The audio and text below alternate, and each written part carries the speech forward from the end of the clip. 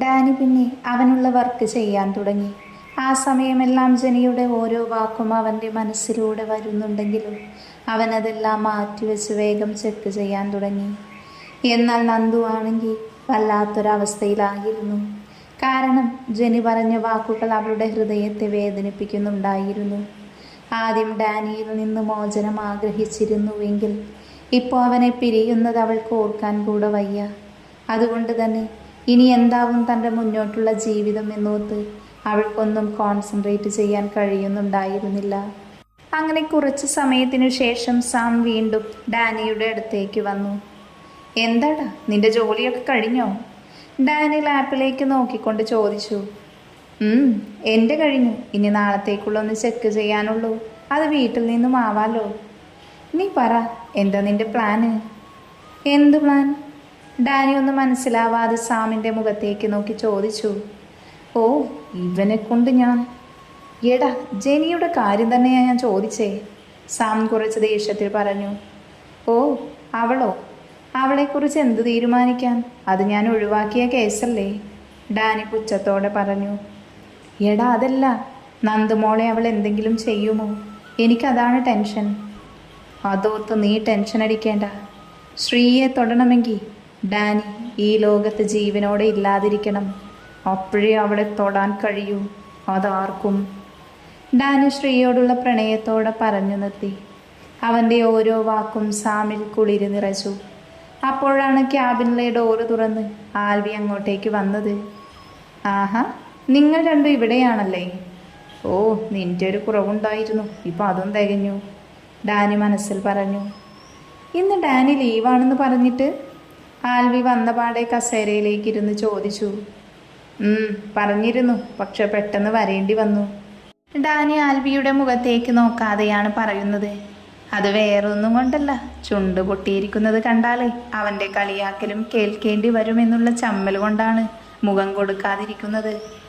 എന്നാൽ ഇത് കറക്റ്റായിട്ട് സാമിന് മനസ്സിലായിരുന്നു. അല്ലടാ, എവിടെ നന്ദൂട്ടി? അവളെ കണ്ടില്ലല്ലോ. നന്ദു ഞാനേ കള്ളത്തരം കണ്ടുപിടിച്ചു എന്ന് മനസ്സിലായപ്പോൾ അവളിവിടെ നിന്ന് മുങ്ങിയതാ. അവളുടെ സീറ്റിലേക്കാണ് പിന്നെ പോയത്. പിന്നെ ഈ വഴിക്ക് അവളെ കണ്ടിട്ടില്ല.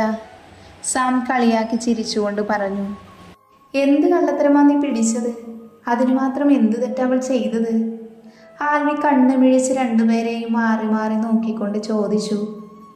ഡാ ആൽവി, നീ ഒന്നും മിണ്ടാതെ പോയേ. നീ ഇപ്പം എന്തിനാ ഓഫീസിലേക്ക് വന്നത്? നിനക്ക് വീട്ടിൽ വേറെ പണിയൊന്നുമില്ലേ? സാമിനെ ദേഷ്യത്തിൽ നോക്കി അവൻ എന്തെങ്കിലും പറയും മുന്നേ തന്നെ ഡാനി ചാടിക്കയറി ഗൗരവത്തോടെ പറഞ്ഞു. ഡാനിയുടെ വെപ്രാളം കണ്ട് സാം ഉള്ളിൽ ഊറിച്ചിരിക്കുവാണ്. അപ്പോഴേക്കും ആൽവിക്ക് എന്തോ കത്തി തുടങ്ങിയിരുന്നു. ഡാനി എന്തോ ഒളിക്കുന്നുണ്ട്, അതുകൊണ്ടാണ് മുഖത്തേക്ക് നോക്കാത്തത് എന്നൊക്കെ അവന് മനസ്സിലായി. എടാ ഡാനിക്കുട്ട, നീ എന്താണ് എൻ്റെ മുഖത്തേക്ക് നോക്കാത്തത്? ആൽവി കളിയാക്കി ചോദിച്ചു. നിന്നെ ഞാൻ പെണ്ണ് കാണാനൊന്നും വന്നതല്ലടാ, ഒന്ന് നോക്കടാ എൻ്റെ മുഖത്തേക്ക്, ആൽവി വിടാതെ ചോദിച്ചുകൊണ്ടിരുന്നു. എനിക്കെന്താടാ പുല്ലേ നിന്റെ മുഖത്തേക്ക് നോക്കാൻ പ്രയാസം? കണ്ടില്ല നീ? ഇനി വേറെ എവിടെയെങ്കിലും കാണണോ നിനക്ക്? ഡാനി ദേഷ്യത്തിൽ ആൽവിയുടെ മുഖത്തേക്ക് നോക്കി ചീറി. അയ്യോ എൻ്റെ ഡാനി, നീ വേറെ എവിടെയും കാണിച്ചു തരേണ്ട. പക്ഷേ എൻ്റെ ഒരു ചോദ്യത്തിന് നീ മറുപടി തന്നാ മതി. നിന്റെ ചുണ്ട് മുറിഞ്ഞിട്ടുണ്ടല്ലോ, എവിടെയെങ്കിലും തട്ടിയതോ അതോ ആരെങ്കിലും കടിച്ചോ? ആൽവി നാണത്തോടെ ഡാനിയെ നോക്കി ചോദിച്ചു. എഴുന്നേറ്റ് പോട പൊന്ന മോനിൻ്റെ ക്യാബിൽ നിന്ന്. ഡാനി രണ്ടുപേരെയും നോക്കി അലറി. ഞങ്ങളിവിടെ നിന്ന് പൊയ്ക്കോളാം, നീ ഞങ്ങളെ പുറത്താക്കൊന്നും വേണ്ട. പക്ഷേ എന്നാലും എങ്ങനെ മുറിഞ്ഞതായിരിക്കും? എൻ്റെ പെങ്ങൾ? ഏയ്, അവൾ അങ്ങനെയൊന്നും ചെയ്യില്ലല്ലോ. അല്ലേ ഡാനി, അവളൊരു പാവല്ലേ? ആൽവിയുടെ സംശയം അപ്പോഴും മാറിയിട്ടില്ലായിരുന്നു. ഇതെല്ലാം കേട്ട് ഡാനി നന്ദുവിനെ മനസ്സിൽ ധ്യാനിച്ച് പല്ല് ഞെരിക്കുവാണ്. നിനക്ക് ഞാൻ വെച്ചിട്ടുണ്ടടി കാന്താരി, അതും മനസ്സിൽ പറഞ്ഞ് ആൽവിയെ ഒന്ന് നോക്കി. നിനക്കെന്താ അറിയേണ്ടത്? ഇതെങ്ങനെ ആയി എന്നല്ലേ? അത് നേരത്തെ നീ പറഞ്ഞ നിന്റെ പെങ്ങളെ ഞാനൊന്ന് ചൊറിഞ്ഞു, അതിന് അവൾ തന്ന സമ്മാനമാണ്. ഇപ്പം നിന്റെ സംശയം തീർന്നല്ലോ. ഇനി രണ്ടാളൊന്ന് പോയി തരുമോ? കസേരയിലേക്ക് ചാഞ്ഞിരുന്ന് അവരെ രണ്ടുപേരെയും ദേഷ്യത്തിൽ നോക്കിക്കൊണ്ട് ഡാനി അലറി. ഡാനിയുടെ വായിൽ നിന്ന് കേട്ട സത്യം മനസ്സിലായതും ആൽവി പൊട്ടിച്ചിരിച്ചു. എന്തൊക്കെയായിരുന്നു, ഇപ്പൊ ചുണ്ട് വരെ പൊട്ടി. നിനക്കേ അങ്ങനെ തന്നെ വേണം. ഒരു സ്ത്രീ വിരോധിയാണത്രേ. ഇപ്പൊ എന്തായി മോനെ? എൻ്റെ പെങ്ങളെ അല്ലെങ്കിലും പൊളിയ. നിനക്ക് പറ്റിയ ആള് തന്നെയാണവൾ. അവൻ ചിരിച്ചുകൊണ്ട് ഡാനിയെ നോക്കി. ഓ, നീ വല്ലാണ്ടങ്ങ് നിന്റെ പെങ്ങളെ പുകഴ്ത്തണ്ട. ഇങ്ങനെയാണ് അവളുടെ പോക്കെങ്കിലേ വല്ലാതെ അവൾ ഇങ്ങനെ നടക്കില്ല. അതിനുള്ള പണി ഈ ഡാനി കൊടുത്തിരിക്കും. ഡാനി ചുണ്ട് കൊട്ടിക്കൊണ്ട് പറഞ്ഞു. അയ്യോ, അതിനു മാത്രം നീ എന്ത് പണി അവൾക്ക് കൊടുക്കുക? തിരിച്ചു നിനക്കേ ഡബിൾ പണി തരുന്നത് നോക്കിക്കോ. അവളെനിക്ക് പണി തരില്ല. അതിനു മുന്നേ ഞാൻ അവളെ അങ്ങ് ഒതുക്കും. പച്ചമാങ്ങയും തിന്നി എൻ്റെ കൊച്ചിനെ വയറ്റിലിട്ട് നടക്കേണ്ടി വരും. ഡാനി യാതൊരു കൂസലുമില്ലാതെ പറഞ്ഞു നിർത്തി നോക്കിയതും സാമും ആൽവിയും കണ്ണു മിഴിച്ച് നോക്കി നിൽക്കുവാണ്. അവരുടെ പുറകിൽ അതിലേറെ ഞെട്ടി നിൽക്കുന്നുണ്ട് നന്ദു. ഡാനി അവളെ കണ്ടതും ഒറ്റ കണ്ണിറുക്കി ചുണ്ടുകൊണ്ട് ഉമ്മ വയ്ക്കുന്നത് പോലെ കാണിച്ചു. അതൂടെയായതും നന്ദുവിന് പൂർത്തിയായി. താനെന്തിനാ ഇപ്പം ഇങ്ങോട്ട് വന്നത്? ഇങ്ങനെ അങ്ങ് ഭൂമിയിലേക്ക് താഴ്ന്നു പോയാൽ മതിയെന്ന അവസ്ഥയിലായിരുന്നു അവൾ. എന്തേ നിങ്ങൾ എന്നെ ഇങ്ങനെ തുറിച്ചു നോക്കുന്നത്? ഇനിയും മനസ്സിലായില്ലെങ്കിൽ ഒന്നുകൂടെ ക്ലിയറാക്കി തരാം, വേണോ? ഡാനി കസേരയിൽ നിന്ന് എഴുന്നേറ്റ് ലാപ്പ് ബാഗിലേക്ക് വെച്ചുകൊണ്ട് പറഞ്ഞു. അയ്യോ എൻ്റെ കർത്താവേ, വേണ്ടായേ. നീ എങ്ങനെ ഡാനി ഇത്രയൊക്കെ മാറിയേ? ആ, എല്ലാം എൻ്റെ പെങ്ങളുടെ ഐശ്വര്യം അല്ലേടാ സാമേ? അവനും എണീറ്റ് സാമിനെ തട്ടിക്കൊണ്ട് പറഞ്ഞു. അതെ. അവനൊന്ന് ഞെട്ടി തലകുലുക്കി. അപ്പോൾ ഇങ്ങനെ എല്ലാം ക്ലിയറായ സ്ഥിതിക്ക് ഞങ്ങൾ ഇറങ്ങിയാലോ? ഫുഡ് കഴിച്ചിട്ട് ചെറിയൊരു ഷോപ്പിംഗ് ഉണ്ട്. ഡാനി നന്ദുവിനെ നോക്കി ചോദിച്ചു. അപ്പോഴാണ് സാമും ആൽവിയും അവളെ കണ്ടത്. നന്ദു അവരെ നോക്കി ഒന്ന് ഇളിച്ചു കാണിച്ചു. ഡാനി പറഞ്ഞത് അവൾ കേട്ടു എന്ന് രണ്ടുപേർക്കും മനസ്സിലായി. വല്ലാതെ അങ്ങ് ഇളിക്കല്ലേ, ആൽവി ആക്കിക്കൊണ്ട് പറഞ്ഞു. അത് കേട്ടത് നന്ദു പെട്ടെന്ന് തല താഴ്ത്തി നിന്നു. മതി മതി കളിയാക്കിയത്, ഇനി എല്ലാവരും പോകാൻ നോക്ക്, ഞങ്ങൾ ഇറങ്ങുവാ. അതും പറഞ്ഞ ഡാനി ഇറങ്ങി. നന്ദുവിനെ കണ്ണുകൾ കൊണ്ട് കൂടെ വരാൻ പറഞ്ഞു. നേരത്തെ തങ്ങൾക്കിടയിൽ നടന്ന കാര്യങ്ങൾ ഓർക്കെ നന്ദുവിന് ഡാനിയെ നോക്കാൻ പോലും കഴിയുന്നുണ്ടായിരുന്നില്ല. നന്ദു അവനെ നോക്കാതെ പുറകിലൂടെ നടന്നു. സാമും ആൽവിയും അവർ രണ്ടും ഇറങ്ങിയതും പിന്നെ ഒരു പൊട്ടിച്ചിരിയായിരുന്നു. ഡാനിയുടെയും നന്ദുവിൻ്റെയും ചമ്മയുള്ള നിൽപ്പോർത്ത്. പക്ഷേ എന്നിരുന്നാലും അവരുടെ ഡാനിയുടെ മാറ്റം രണ്ടുപേരിലും സന്തോഷമുണ്ടാക്കിയിരുന്നു. സാം പിന്നെ ജെനി അവിടെ വന്ന് പ്രശ്നം ഉണ്ടാക്കിയതെല്ലാം ആൽവിക്ക് അങ്ങ് വിവരിച്ചു പറഞ്ഞു കൊടുത്തു. അത് കേട്ടതും ആൽവിക്കും ജെനിയോട് വെറുപ്പ് നിറഞ്ഞു.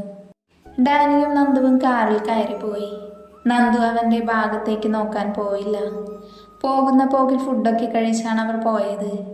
ഡാനിക്ക് ഒരാളെ കാണാനും ഉണ്ടായിരുന്നു.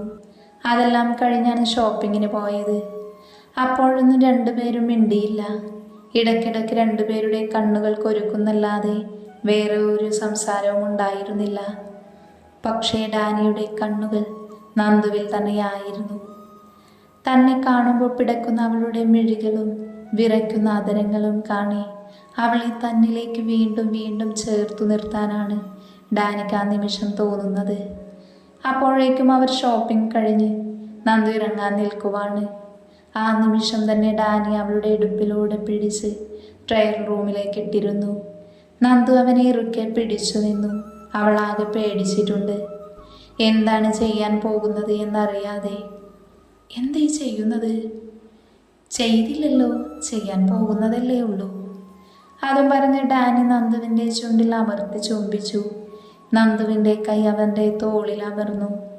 അവിടെ വെച്ച് ഇങ്ങനെയൊന്നും അവനിൽ നിന്ന് അവൾ തീരെ പ്രതീക്ഷിച്ചില്ല.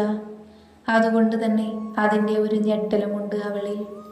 ഡാനിയൊന്നും നോക്കാതെ അവളുടെ ഇരു അതരവും മാറി മാറി നുണഞ്ഞെടുത്ത് മനസ്സില്ലാ മനസ്സോടെ അവളിൽ നിന്ന് അടർന്നു മാറി.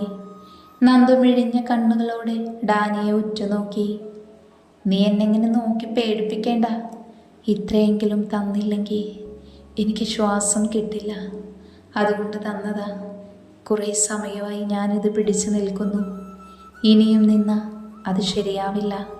അതുകൊണ്ടാ ഇപ്പം തന്നേ. പിന്നെ എൻ്റെ മുഖത്തേക്ക് നോക്കാതെ ഒഴിഞ്ഞു മാറി നടക്കരുത്. എനിക്കത് ഇഷ്ടമല്ല. വാ, ഇനി പോകാം. ഇനിയും ഇവിടെ നിന്നാലേ അത് നിനക്ക് നല്ലതല്ല. ഡാനി അതും പറഞ്ഞ് ബില്ലിംഗ് സെക്ഷനിലേക്ക് പോയി. ആ സമയം അവൻ്റെ വലതു കൈകളിൽ നന്ദുവിൻ്റെ ഇടതു കൈ ഉണ്ടായിരുന്നു. അവൾ ചെറുപുഞ്ചിരിയോടെ അവൻ്റെ കൂടെ നടന്നു. അവിടെ നിന്ന് അവർ നേരെ വീട്ടിലേക്കായാണ് പോയത്. അപ്പോഴേക്കും ഒത്തിരി വൈകിയിരുന്നു. അവർ വീട്ടിലേക്ക് കയറിയപ്പോൾ എല്ലാവരും ഹാളിൽ തന്നെ ഇരിക്കുന്നുണ്ട്. ഡാനി, നിങ്ങൾ രണ്ടും എവിടെയായിരുന്നു? രാവിലെ പോയതാണല്ലോ. അവർ രണ്ടുപേരെയും കണ്ട ഉടൻ ജോർജ് ചോദിച്ചു. ഞങ്ങൾ പപ്പ അമ്പലത്തിൽ നിന്ന് നേരെ ഓഫീസിലേക്ക് പോവേണ്ടി വന്നു. അവിടെ കുറച്ച് വർക്കുണ്ടായിരുന്നു. അത് കഴിഞ്ഞ് ഷോപ്പിങ്ങിനും പോയി. അവൻ ജെനിയെ ഉള്ളി കണ്ണാലെ നോക്കിക്കൊണ്ട് പറഞ്ഞു. ആ സമയം അത്രയും അവളും സാറയും പല്ലിലും ഇരിക്കുവാണ്. ജെനിയുടെ മനസ്സിൽ ഡാനി നന്ദുവിനെ പിടിച്ച് ചുംബിക്കുന്ന രംഗം നല്ല HD ദൃശ്യത്തോടെ തെളിഞ്ഞു നിന്നു. അതിൻ്റെ ഫലമായി അവളുടെ കൈ സോഫയിൽ അമർന്നു. മമ്മ, ഞങ്ങൾ ഫുഡ് കഴിച്ചു. ഇനിയൊന്ന് കിടക്കട്ടെ. ഭയങ്കര ക്ഷീണം. ഓഫീസിലെ ഹെവി പണിയുണ്ടായിരുന്നു. ലാസ്റ്റ് പറഞ്ഞത് ജെനിയെ നോക്കിയായിരുന്നു. അതോടെ ആയതും ജെനി അവിടെ നിന്നും ചാടിത്തുള്ളി റൂമിലേക്ക് പോയി. അത് കണ്ട് ഡാനി ഒരു വിജയച്ചിരിയോടെ മുകളിലേക്ക് കയറിപ്പോയി. നന്ദു ആണെങ്കിൽ ഇതെല്ലാം കണ്ട് പേടിയോടെ നിൽക്കുവാണ്. ഇനി മമ്മ വഴക്ക് പറയുമോ എന്നോർത്ത്. പക്ഷെ അവരുമൊന്നും മിണ്ടാതെ റൂമിലേക്ക് ദേഷ്യത്തോടെ പോയി. അത് കണ്ടത് നന്ദു വിഷമത്തോടെ ജോർജിൻ്റെ മുഖത്തേക്ക് നോക്കി.